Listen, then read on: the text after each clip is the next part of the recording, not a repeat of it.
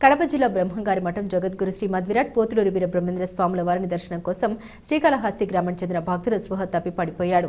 వెంటనే పడిపోయిన వ్యక్తి బంధువులు స్థానిక ప్రభుత్వ వైద్యశాలకు తీసుకెళ్లగా అక్కడ వైద్యులు సిబ్బంది ఎవరూ కూడా లేకపోవడంతో కారులో మైదకూరుకు తీసుకెళ్తుండగా మార్గ మధ్యంలో మృతి చెందినట్లు వారి బంధువులు తెలిపారు. ప్రభుత్వ వైద్యశాలలో ఇంత నిర్లక్ష్యంగా ఉద్యోగులు విధులు నిర్వర్తిస్తున్నారా అంటూ మృతుడి బంధువులు ఆవేదన చెందారు.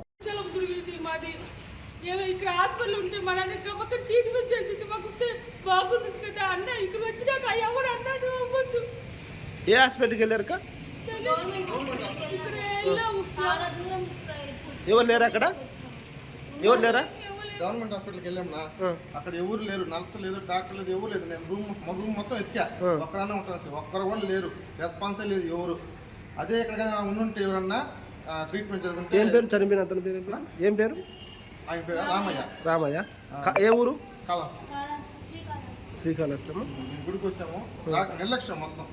చాలా నెగ్లిజెన్సీగా ఉన్నారు ఇక్కడైతే. డాక్టర్లు